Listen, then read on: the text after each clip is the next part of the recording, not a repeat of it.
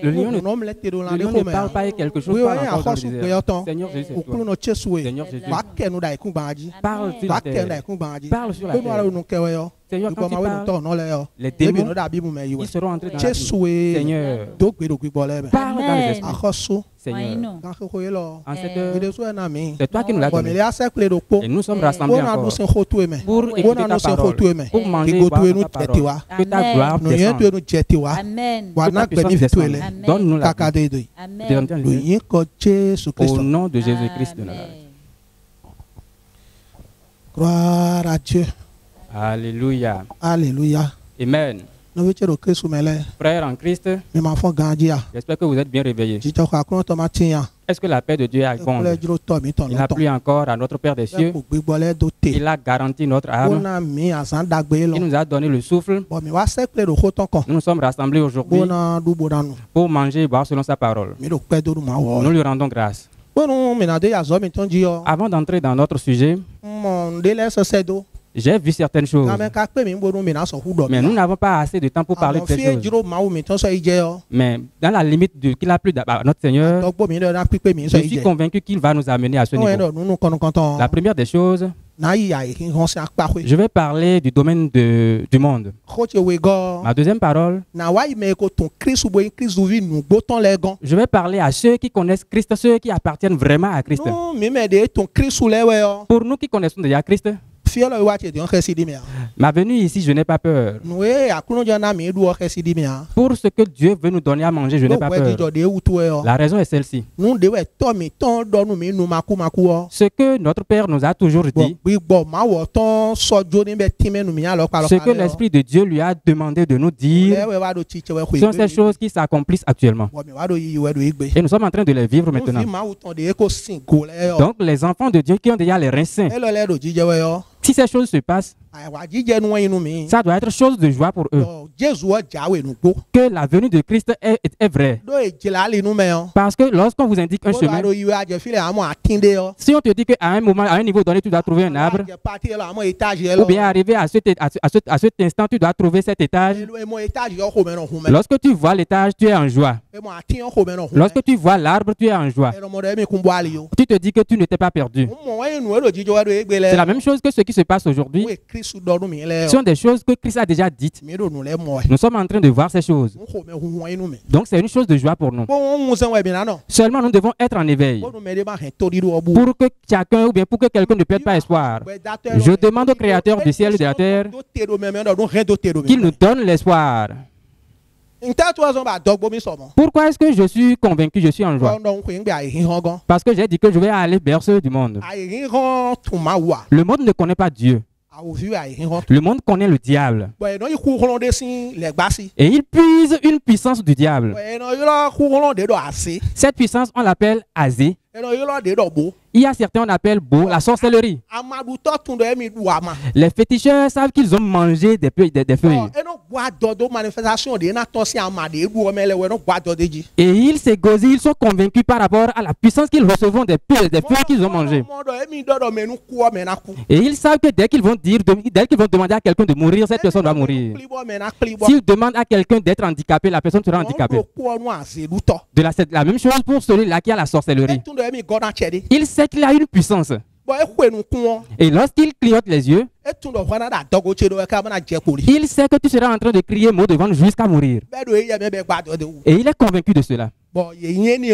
Et c'est cela qui les rend glorieux. Toutes ces choses-là, nous appelons ça, nous les appelons les dénominations du diable.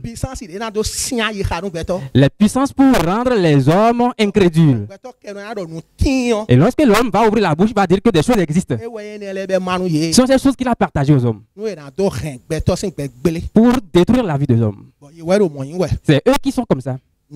C'est vrai. Tu vois ces puissances que le diable leur a données. Dieu, le créateur du ciel et de la terre, a une puissance plus grande que ça. Et nous, ces enfants, nous avons reçu cette puissance. Et lorsque cette puissance est en nous, les chrétiens vrais, lorsque nous marchons, nous savons que nous marchons avec une puissance. Nous savons que nous évoluons avec une force. Et nous sommes convaincus. Et cette puissance est si grande que plus grand ou bien plus puissant que la sorcellerie. Lorsque la sorcellerie nous voit, elle commence par fuir. Lorsqu'elle nous voit, elle trace le chemin. Bien puissant que le féticheur soit, lui-même il sait qu'il ne peut pas s'approcher de la puissance de Dieu. Cette puissance aussi, nous l'avons reçue aujourd'hui. Et c'est notre Père qui nous l'a donnée. Et les vrais chrétiens, ils se sont revêtus de cette puissance. Et ils attendent la venue du Seigneur. Et leur attente de l'arrivée de Jésus-Christ. Ils savent qu'ils seront en train de détruire la puissance du diable dans le cœur des hommes. Lorsque le diable attrape quelqu'un par la prière, la personne est délivrée. Et nous avons cette conviction. Et nous sommes courageux. Et en voulant illustrer cela dans la Bible, dans le livre de l'Acte des Apôtres au chapitre 1 verset 8, de la même façon que le sorcier a une puissance et il est convaincu de cette puissance, de la même façon nous aussi nous avons une puissance. Et nous allons lire ça. Mais vous recevrez une puissance, le Saint-Esprit survenant sur vous, et vous serez mes témoins à Jérusalem, dans toute la Judée, dans la Samarie et jusqu'aux extrémités de la terre. Amen. Amen. Amen. Cette puissance que nous allons recevoir, nous serons témoins de cette puissance. Quel est ce témoignage? Si nous arrivons quelque part, nous devons dire à quelqu'un, toi tu es encore avec la sorcellerie ici. Lève-toi, viens voir Jésus. Il n'y a pas de puissance ici pour te délivrer. C'est la puissance qui va détruire ta vie. C'est la puissance qui va te rendre aveugle. C'est ça, la puissance qui va faire que ton frère sera aveugle. C'est à cause de ça que tu es ici. Mais la puissance qui va te guérir, c'est ça que nous avons amené. Et la puissance que nous avons amenée, on l'appelle la sorcellerie est tombée. La sorcellerie est tombée. Et c'est ça que nous avons amené. Et eux-mêmes, ils savent que nous disons la vérité. Donc cette puissance nous a donné beaucoup de choses. Ça nous a donné la vie. Ça nous a donné la victoire. Ça nous a donné le saut. Ça nous a donné la patience. Ça nous a donné le courage. Seulement que l'Église ne finit pas de naître ses enfants en un jour. L'Église met ses enfants au monde un jour, de jour en jour. C'est pour cela que de jour en jour, la parole de Dieu, c'est là. Pour que celui qui se confesse aujourd'hui, pour que celui qui vient à Jésus aujourd'hui trouve la vie. Celui que Jésus a délivré de la puissance des ténèbres. Pour que celui-là aussi trouve la puissance.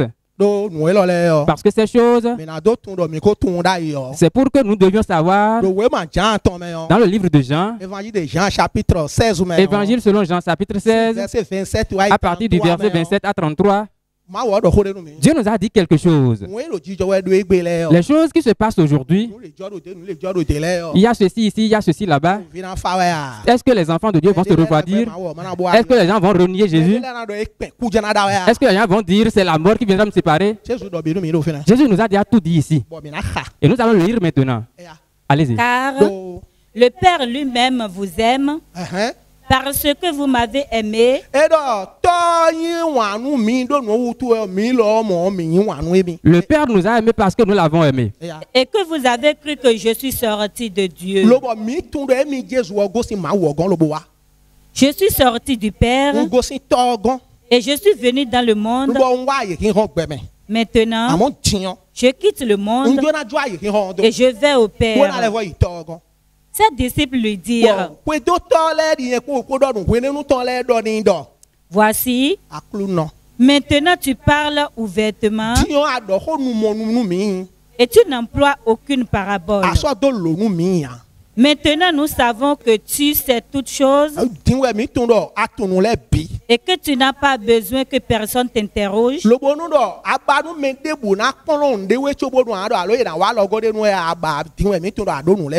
C'est pourquoi nous croyons que tu es sorti de Dieu.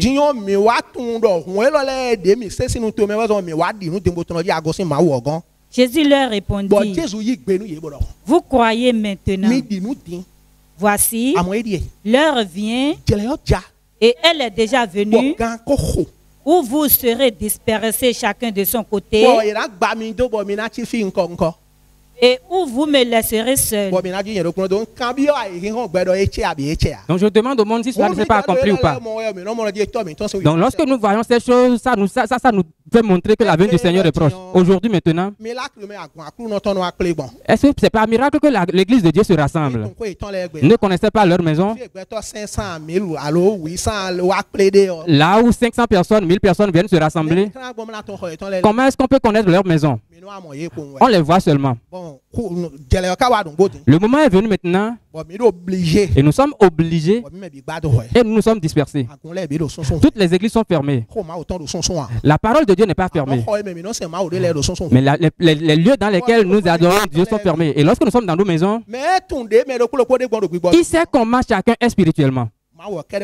Dieu seul garde son troupeau. Donc ces choses encouragent le chrétien. C'est pour cela que je suis en train de vous dire, frères et sœurs, notre leçon de ce jour, notre méditation de ce jour est intitulée Homme de Dieu leur a sonné. Ayez la vérité pour ceinture. Ayez la vérité pour ceinture.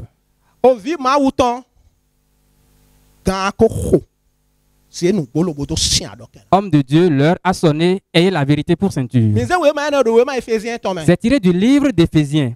Chapitre 6, verset 13 à 17. Chapitre 6, du verset au 17e verset. C'est pourquoi, prenez toutes les armes de Dieu afin de pouvoir résister dans le mauvais jour et tenir ferme après avoir tout surmonté. Tenez donc ferme. Ayez à vos reins la vérité pour ceinture. Revêtez la cuirasse de la justice. Mettez pour chaussures à vos pieds le zèle que donne l'évangile de paix. Prenez par-dessus tout cela le bouclier de la foi avec lequel vous pourrez éteindre tous les traits enflammés du malin. Amen. Prenez aussi le casque du salut et l'épée de l'esprit qui est la parole de Dieu. Faites en tout temps par l'esprit toutes sortes de prières et de supplications. Veillez à cela avec une entière persévérance et priez pour tous les saints. Amen. Amen. Amen. Amen. Amen. Amen. Alors, c'est cette parole que nous avons. Les chrétiens qui ont pris Jésus, qui ont mangé Jésus comme la sorcellerie, c'est le lecture, ils sont déjà contents. Parce que ce sont ces choses qui saignent le rein lorsque nous sommes avec la parole de Dieu. C'est une richesse que nous avons dans la parole de Dieu. Et n'aie pas peur. Prends la vérité comme ceinture. C'est quoi la vérité? Si tu te trompais, si tu es seulement chrétien de la bouche, et tu es loin de l'Éternel par ton cœur, maintenant, approche-toi de Dieu. Prends toute la vérité comme ceinture. Les enseignements de la parole de Dieu ne refoulent pas cela. Allie-toi à la parole de Dieu. Si cela est ainsi pour toi, tu ne seras pas errant. Ne connais plus autre chose que Jésus-Christ. Ne connais plus autre chose que ses recommandations. Ne connais plus autre chose que de l'heureux jeu de jour en jour. Parce que ce monde va passer. Les sièges vont disparaître. Les télévisions vont griller. Ce que nos yeux voient là vont griller. Mais la parole de Dieu va subsister éternellement. Si cela subsiste dans ton cœur, tes choses sont bonnes d'éternité en éternité. Je demande au Dieu créateur de ciel et de la terre d'écrire ça dans nos cœurs. Amen. C'est pour cela que il est important de garder la parole dans les cœurs pour pouvoir avoir ce genre de richesse. Lorsque tu prends la parole comme bouclier de la foi, lorsque tu prends la parole comme tes chaussures pour marcher,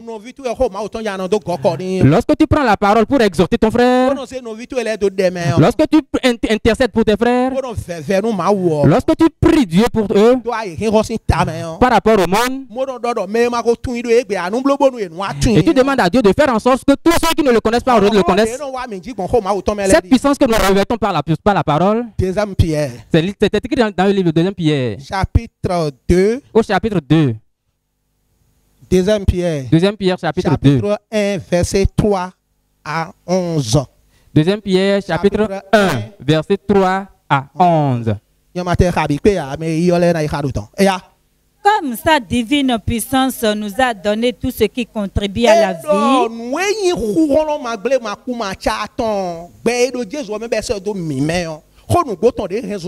la vie de Jésus-Christ que nous avons, sa parole nous a déjà tout donné. Et à la piété au moyen de la connaissance de celui qui nous a appelés par sa propre gloire.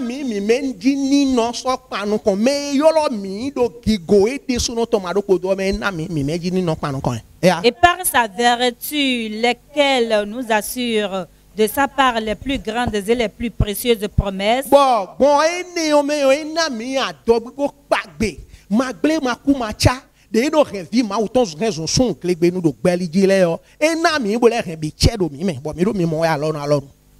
Afin que par elle, vous deveniez participants de la nature divine. Amen. Amen.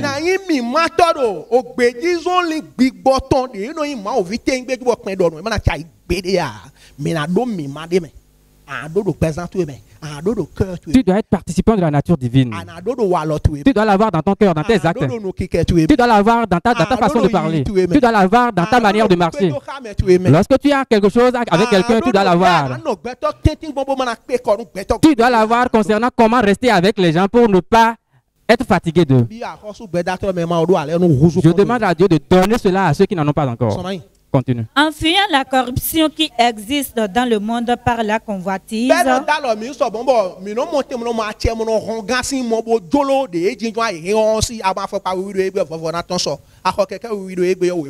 lorsque tu trouves une chaussure aujourd'hui, l'autre couleur va te plaire demain. Tu prends une moto aujourd'hui, tu veux encore prendre une autre demain. Cette puissance nous délivre de cela. Et nous savons que toutes ces choses sont vanité. Ce n'est pas que nous les aurons, nous n'allons pas les utiliser. Si nous n'avons pas ces choses, notre Dieu n'est plus Dieu, ce ne sera plus ainsi. Même si nous n'avons pas ces choses, notre Dieu est toujours Dieu. Si nous les avons, notre Dieu demeure Dieu.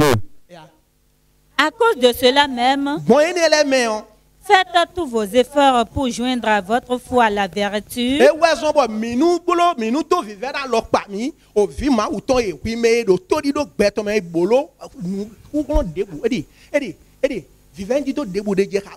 Toi, enfant de Dieu, persévère de toutes les façons.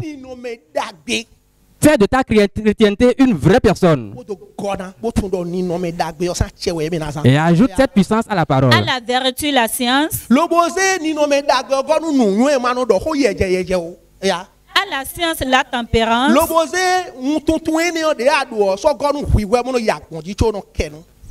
À la tempérance, la patience.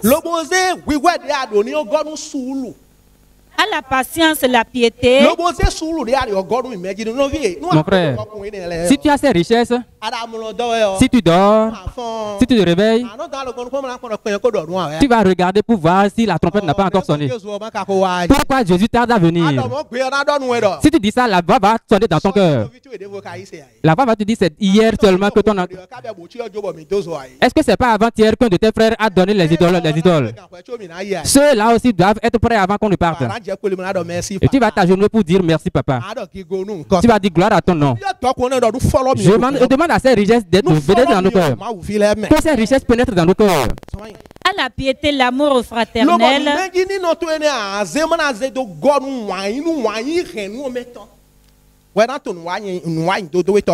L'amour du prochain, ça va faire que tu ne vas pas connaître quelqu'un qui te fait du mal.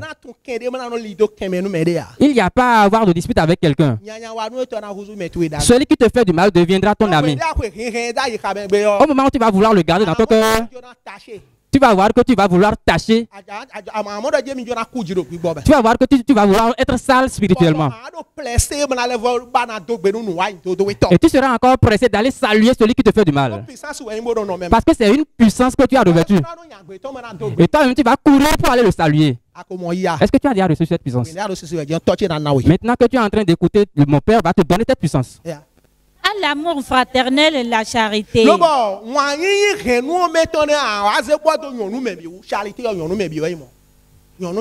La charité, c'est le fait d'être bon envers tout le monde. Tu ne vas pas donner moitié à celui-ci et donner plein à celui-là. Tu amènes un pain à la maison, tu vas donner une grosse partie à tes enfants. Et tu vas prendre un peu de la queue du pain pour donner à l'autre enfant. J'ai cousu bazin à mon enfant. Je vais prendre un tissu de petite qualité pour l'esclave. La charité n'agit pas ainsi. Ça donne à tous équitablement. Que Dieu a bon dans nos cœurs. Car si ces choses sont en vous, si ces choses sont et nôtres, ils sont avec abondance,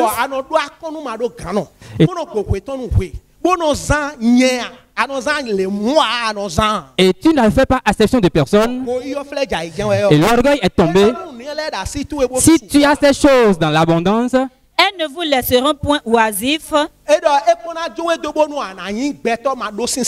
il ne veut pas te laisser comme quelqu'un qui ne portera pas de fruits. Mais celui en qui ces choses ne sont point est aveugle. Il ne voit pas de loin.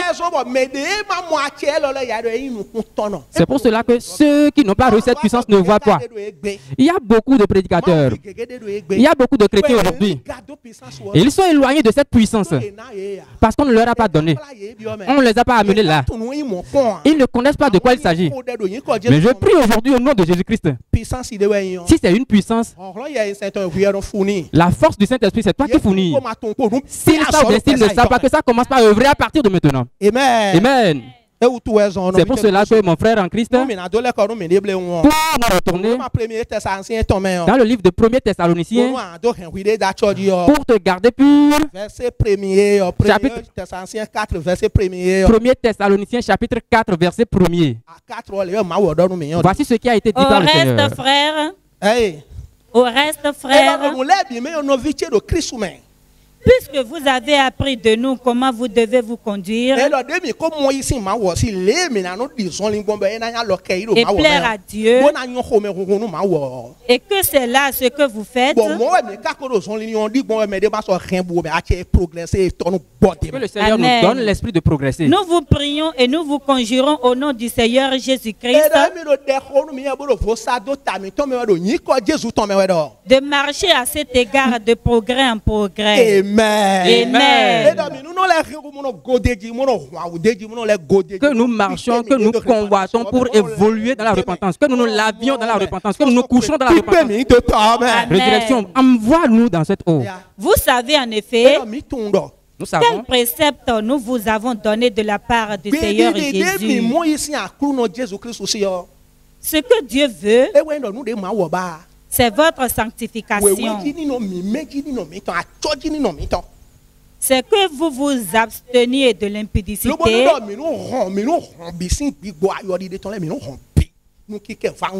les paroles vaines, les blasphèmes. Il faut que nous dessoucions ces choses-là. L'esprit, pour dessoucer ces choses et entrer dans la plénitude du Saint-Esprit, que Dieu nous l'accorde. C'est que chacun de vous sache posséder son corps dans la sainteté.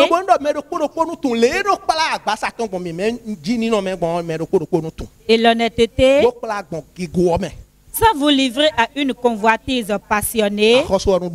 Amen. Amen. Nous allons encore lire un livre. Nous avons un Dieu. Et je bénis le Seigneur parce qu'il ne nous a pas oubliés aujourd'hui. Il n'a pas oublié le Bénin. Dans le livre de 1er roi. 1er roi chapitre 8, verset 56. 1er roi chapitre 8, verset 56. À 61. 56 à 61. 1er roi 8. J'ai dit que nous avons un Dieu qui ne nous a pas oublié. Il n'a pas oublié notre nation, le Bénin. Ça y est. Car ils sont ton peuple et ton héritage, et tu les as fait sortir d'Égypte du milieu d'une fournaise de fer. C'est lui qui nous a pris, c'est lui qui nous a rassemblés. Il nous a pris des pays d'idolâtrie. Est-ce que vous voyez la façon dont nous adorons les idoles? Si Dieu est venu au Bénin ici, c'est par la puissance de Dieu. Que tes yeux soient ouverts sur la supplication de ton serviteur.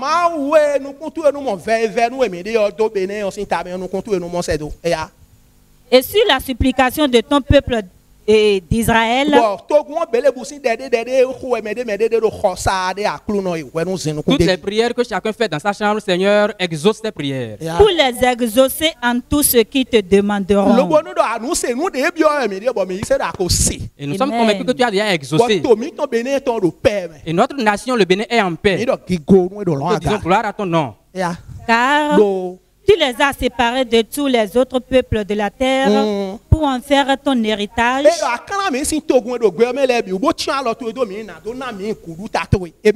Amen. Comme tu l'as déclaré par Moïse, ton serviteur. Quand tu fis sortir d'Égypte nos pères, Seigneur éternel.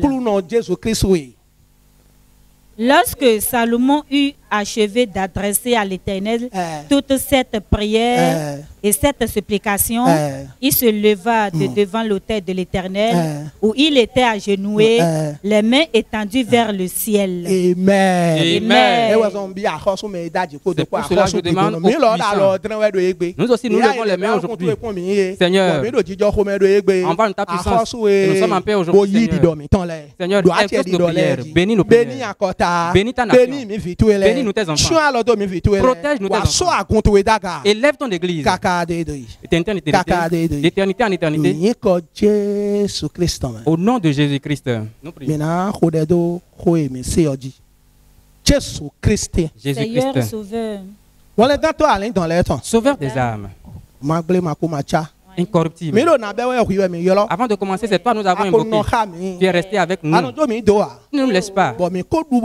Et nous avons mangé, nous avons bu dans ta gloire. Seigneur, écris ça dans nos cœurs. Écris cela dans nos cœurs. Écris cela dans nos cœurs. Ta nation, le Bénin, est dans notre vie. Déverse ta paix sur nous. Déverse ta paix sur nous. Les chefs qui sont dans ce pays, que ta puissance les accompagne. Bénis ta parole. D'éternité en éternité. Au nom de Jésus-Christ.